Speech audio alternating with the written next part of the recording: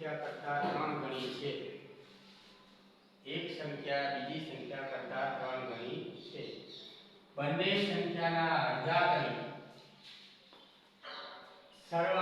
તેમનો સરવાળો કરતા 16 મળે છે. તો તે સંખ્યાઓમાંની નાની સંખ્યા કઈ? હવે આપણે શોધવાની છે નાની સંખ્યા. કઈ શોધવાની છે આપણે? નાની સંખ્યા.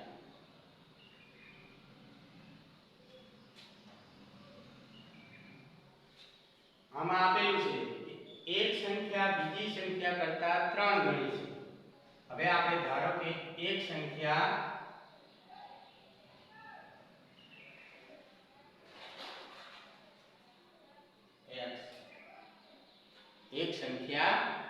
x અને બીજી સંખ્યા 3 ગણી. તો બીજી સંખ્યા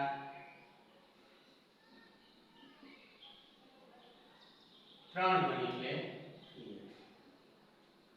3 ગણી શબ્દ આવે એટલે ગુણાકાર. એનો સંબંધ ગુણાકારનો છે એટલે 3x. એક સંખ્યા x અને બીજી સંખ્યા 3x. બંનેને સંખ્યાને અડધા કરી તેમનો સરવાળો 16 થાય છે. હવે અહીંયા આવીશું આપણે કે બંને સંખ્યાના અડધા કરીને તો x એટલે x ભાગ્યા 2 વત્તા બીજી સંખ્યા 3x તો 3x ભાગ્યા અને m નો સરવાળો કેટલો મળે છે? 16. એમનો સરવાળો કેટલો મળે છે? 16. આ આપણું આવી ગયું સમીકરણ. હવે આના આધારે આપણે નાની સંખ્યા શોધવાની છે. કઈ સંખ્યા? નાની સંખ્યા. તો x વત્તા x 4x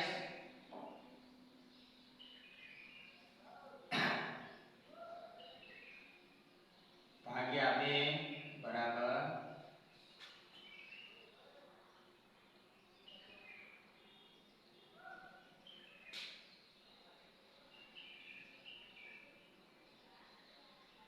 હવે આ સમીકરણને આપણે ઉલટફેર કરતા આ છે 4x બરાબર 16 ગુણ્યા તો 4x બરાબર 16 હવે આપણે x મળશે આપણને x બરાબર 32 ભાગ્યા 4 અઠ્ઠા 32 તો x બરાબર કેટલો આવ્યો આપણો જવાબ? x બરાબર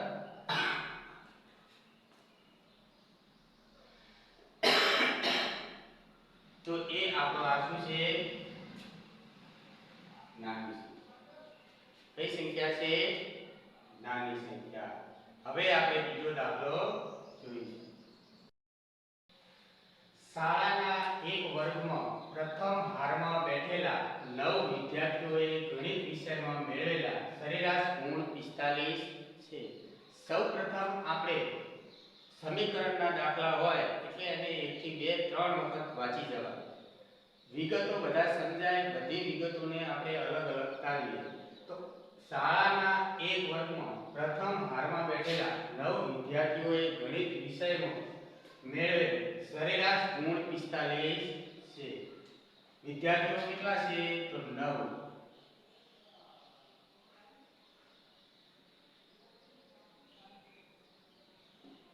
સરેરાશ ગુણ કેટલા? તો 45.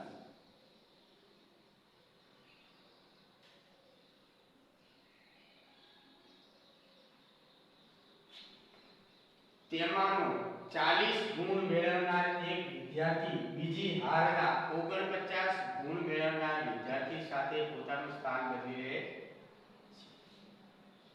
હવે એથી આગળ જઈએ તો શું કહે છે કે 40 ગુણ મેળવનાર, જે 40 ગુણ મેળવે એ એક વિદ્યાર્થી 40 ગુણ મેળવનાર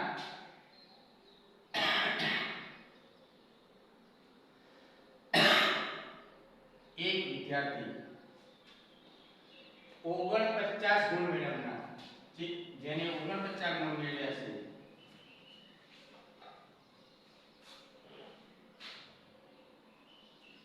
એ શું કરે છે? એમના સ્થાન બદલી લે છે.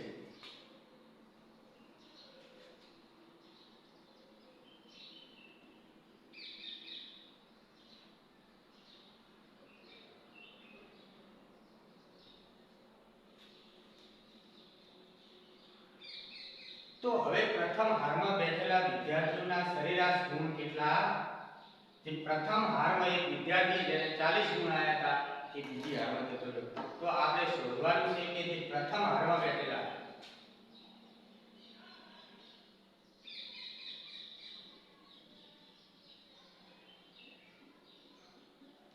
એમના સરેરાશ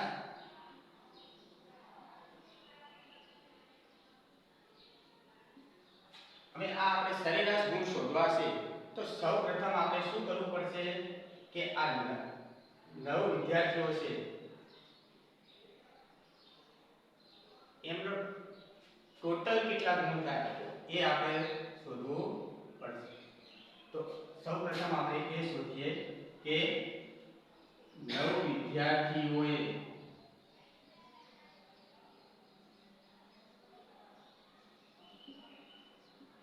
મેળવેલા કેટલા છે? 45.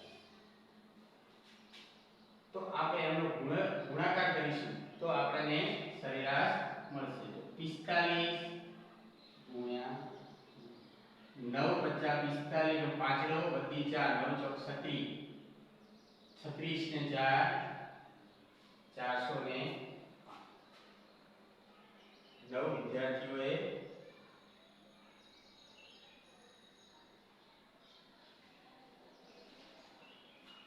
હવે આ સરેરાશ ગુણ આવી ગયા 45 વિદ્યાર્થી. હવે આગળ જોઈએ કે તે માનો 40 ગુણ મેળવનાર, તો 405 ઓછા 40 ગુણ જે મેળવે છે એ બાદ કરીશું વત્તા કોને જગ્યા બદલી છે, કોનું સ્થાન લીધું છે? બીજી હારના 49 ગુણ મેળવનાર, એનો ઉમેરો કરીશું. એટલે 405 ઓછા આપણે સાઈડમાં 40 કરીશું. 5 4 10 કરીશું તો 6 અને અહીંયા રહેશે 365 વત્તા અને કેટલા 49 નો 9 5 14 નો ચોગડો વધ્યા 1 6 4 10 ને 11 નો વધ્યા 1 414 વત્તા 49 કરીશું એટલે આપણો સરેરાશ ગુણ આવશે 414. હવે શું? તો હવે પ્રથમ હારમાં બેઠેલા વિદ્યાર્થીઓના સરેરાશ ગુણ કેટલા હશે? તો આપણે જો પ્રથમ હારમાં બેઠેલા વિદ્યાર્થીઓના સરેરાશ ગુણ શોધવા હોય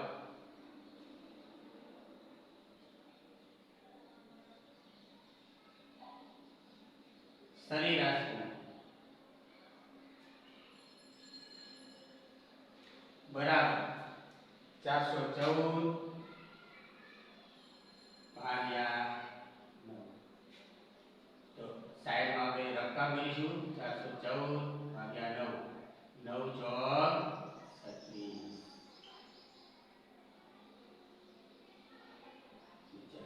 9 સર. તો આપણા સરેરાશ ગુણ આવે 46. તો જે પ્રથમ ધોરણમાં વિદ્યાર્થીઓ બેઠેલા છે એમના સરેરાશ ગુણ કેટલા હશે? 46. હવે આપણે દાખલા નંબર 3 જોઈશું. હવે આપણે દાખલા નંબર 3 જોઈશું. જે આપણે પહેલા નંબર પર દાખલો જોયો કે એક સંખ્યા બીજી સંખ્યા કરતા 3 ગણી હતી અને બંને સંખ્યાના અડધા કરી જવાબ 16 આવતો. એમાં નાની સંખ્યા હતી એમ અહીંયા આપણે મોટી સંખ્યા જોવાની. આપણે આમાં કન્ફ્યુઝ થઈ જતા હોય છે. પેલી નાની સંખ્યા હતી અને આ મોટી સંખ્યા છે. તો એ આપણે કોઈ પણ સમીકરણનો દાખલો જોતા પહેલા સૌપ્રથમ આપણે તેનું સમીકરણ બનાવવું પડે. એટલે આપણે આ જે રકમ આપેલી હોય એને 1 થી 2 વખત વાંચી જઈએ તો આપણને ખબર પડે કે સમીકરણ શું કહેવા માંગે છે. તો આપણે સૌપ્રથમ જોઈએ કે એક સંખ્યા બીજી સંખ્યા કરતા 5 ગણી છે. એક સંખ્યા, તો આપણે એક સંખ્યા છે એને નામ આપીશું x. શું નામ આપીશું? અને બીજી સંખ્યા, તો બીજી સંખ્યાને આપણે કહીશું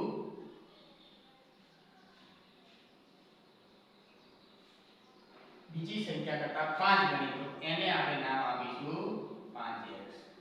પહેલી સંખ્યાને x અને બીજી સંખ્યાને 5x. હવે આપણે આગળ જોઈશું. આગળ શું કહેવા માંગે? બંને સંખ્યાના અડધા કરી તેમનો સરવાળો કરતા. હવે બંને સંખ્યાને અડધા કઈ સંખ્યા મળી? x અને 5x. કઈ સંખ્યા મળી? x અને 5x. એના અડધા કરવાના છે. તો પહેલી સંખ્યા x એના અડધા કરીએ તો x ભાગ્યા 2 વત્તા બીજી સંખ્યા 5x એના અડધા કરીએ તો 2. હવે આપણું અડધું સમીકરણ તો અહીંયા તૈયાર થઈ ગયું. આગળ શું કહે છે કે તેમનો સરવાળો કરતા 18 મળે છે. તેમનો સરવાળો કરતા કેટલા મળે છે? 18. આ આપણું સમીકરણ તૈયાર.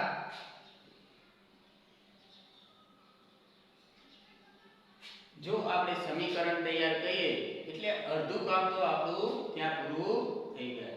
જો આપણું સમીકરણ ખોટું પડે તો આપણો જવાબ ક્યારેય સાચો પડે નહીં. પછી ગણતરી કરીએ તો ક્યારે જવાબ આવે. એટલે સમીકરણ બનાવવું ખૂબ જરૂરી છે. જો તમે સમીકરણ બનાવતા આવડી જાય એટલે તમારે સમજી લેવાનું કે તમારો સમીકરણનો દાખલો સાચો અને એના માર્ક તમારા પરફેક્ટ થઈ જાય. તો x ભાગ્યા 2 વત્તા 5x ભાગ્યા 2 બરાબર 18 આપણું સમીકરણ તૈયાર. હવે આપણે આગળ ગણીએ તો x અને 5x કેટલા થાય? 100x વત્તા 2 એટલે 2 લસા, કારણ કે 2 2 નો લસા 2 જ આવે. લસા લેતા પણ આવડો 2 2 એટલે 2, તો લસા પણ એટલા માટે 2 બરાબર 18. હવે 100x બરાબર 18 ગુણ્યા 2 એટલે 100x બરાબર 18 ગુણ્યા 36. તો x બરાબર 36 ભાગ્યા 6. તો x બરાબર સાયો જુઓ. હવે અહીંયા આપણો આ જવાબ છે નહીં. આપણે આગળ શું માંગ્યું છે એ ખાસ જોવાનું. અહીંયા નાની સંખ્યા માંગી હોય તો આપણો આ જવાબ છે કે આપણે આ 6 એ આપણે નાની સંખ્યા છે. પણ અહીંયા તો આ દાખલામાં આપણે મોટી સંખ્યા દીધી છે. તો મોટી સંખ્યા શોધવી હોય તો આપણે શું કહે છે? અહીંયા એક સંખ્યા તો આપણી નાની આવી ગઈ x, એ આ 6 છે. હવે અહીંયા શું કે બીજી સંખ્યા 5x. બીજી સંખ્યા કઈ છે આપણી? જે મોટી છે બીજી સંખ્યા 5. અને આપણો જવાબ આવ્યો છે 100. તો 5x 100 તો 6 બાજુ. તો આપણી મોટી સંખ્યા કઈ હશે? 30. હવે આપણે દાખલા નંબર 4 જોઈશું. શાળાના એક વર્ગમાં પ્રથમ હરોળમાં બેઠેલા 12 છોકરીઓએ વિજ્ઞાન વિષયમાં મેળવેલા સરેરાશ ગુણ 45 છે. આપણે પહેલથી જ વાત કરી કે દાખલાને 1 થી 2 મિનિટ શાંત ચિત્તે વાંચી જવો તો આપણને અડધો ખ્યાલ તો આવી જ જશે કે આપણે દાખલો કઈ રીતે ગણવો છે. તો શાળાના એક વર્ગમાં પ્રથમ હરોળમાં બેઠેલી 12 છોકરીઓ વિજ્ઞાન વિષયમાં મેળવેલી સરેરાશ ગુણ 55 છે. તેમાંથી 50 ગુણ મેળવનાર એક છોકરી બીજી છોકરી હરોળની 62 ગુણ મેળવનાર છોકરી સાથે પોતાનું સ્થાન બદલી લે છે. એટલે કે સ્થાનની અદલા બદલી કરી લે છે. પણ જે પ્રથમ હરોળમાં બેઠી અને ગુણ મેળવ્યા છે 50, જ્યારે બીજી હરોળમાં બેઠી અને ગુણ મેળવ્યા છે 62. તો પ્રથમ હરોળમાં બેઠેલી છોકરીઓના સરેરાશ ગુણ આપણે શું શોધવાનું છે કે પ્રથમ હરોળમાં બેઠેલી છોકરીઓના સરેરાશ ગુણ.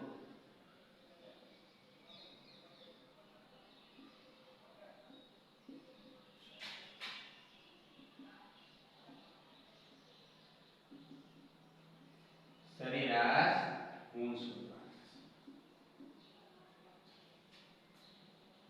અહીંયા શું આપેલું છે કે શાળાના એક વર્ગમાં પ્રથમ હરોળમાં બેઠેલી 12 છોકરીઓ. છોકરીઓ કેટલી છે? છોકરીઓ કેટલી છે? 12. તો છોકરીઓ કેટલી છે? 12. એમને વિજ્ઞાન વિષયમાં મેળવેલા સરેરાશ અને એમને મેળવેલા સરેરાશ ગુણ કેટલા છે?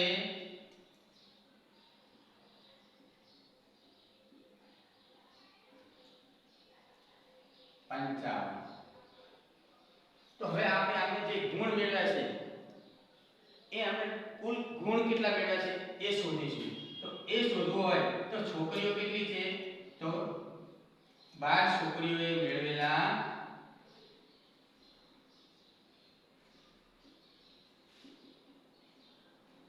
કુલ ગુણ.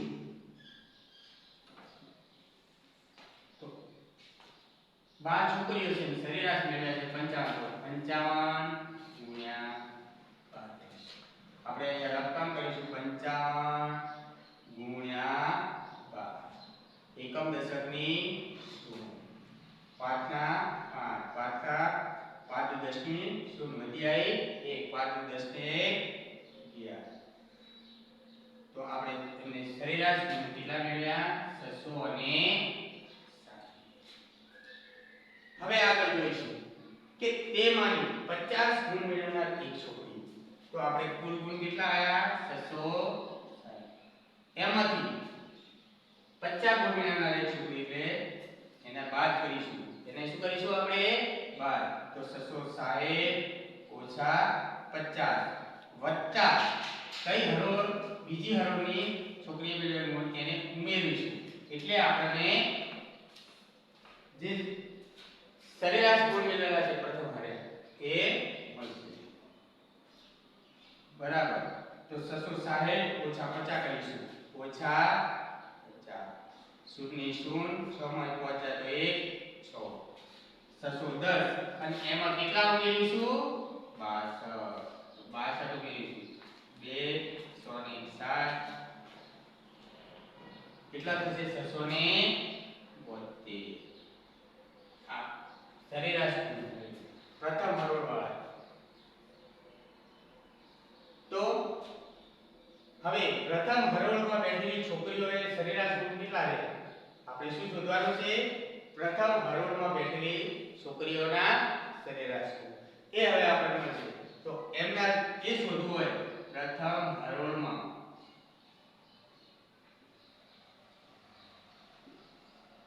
બેઠેલી છોકરીઓના સરેરાશ. આ શોધવા માટે આપણે કેટલા આયા? 672. અને છોકરીઓ પ્રથમ હરોળમાં કેટલી બેઠેલી છે? 12. જે આપણી આ પ્રથમ હરોળ છે એમાં છોકરીઓ કેટલી બેઠેલી છે? 12. તો કેટલા ભાગ્યા 12 કરીશું. તો 672 ભાગ્યા 12 12 50 60 12 6 72 વધી જાય તો 12 50 60 બાદ કરીશું. 7 ના 7 2 12 તો અહીંયા આવશે સરેરાશ ગુણ આવશે 56. તો પ્રથમ હરોળમાં બેઠેલા છોકરીઓના સરેરાશ ગુણ કેટલા આવે? 56. હવે આ આપણો હતો દાખલા નંબર 4. તો આજે એમએમએસ છે પરીક્ષા એ ખૂબ જરૂરી છે. કારણ કે આજના દોરમાં હવે સ્પર્ધાત્મક પરીક્ષાઓનો યુગ આવ્યો છે. કોઈ પણ તમે નોકરી માટે જશો તો ડાયરેક્ટ નોકરી મળતી નથી. એના માટે સ્પર્ધાત્મક પરીક્ષાઓ લેવામાં આવે છે. તો એના માટે પણ આ પરીક્ષા ખૂબ જરૂરી છે. એવું નથી કે આપણે ખાલી આ પરીક્ષા આપી અને સ્કોલરશિપ મેળવી, એવું નથી. આ બધી જે પરીક્ષાઓ આવે છે એ તમારા જીવનમાં ખૂબ ઉપયોગી છે. એ તમે જ્યારે ભણી ગણી અને કંઈક નોકરી માટે પરીક્ષા આપવાની છે ત્યારે પણ તમારે આ પરીક્ષા ખૂબ ઉપયોગી થશે. બસ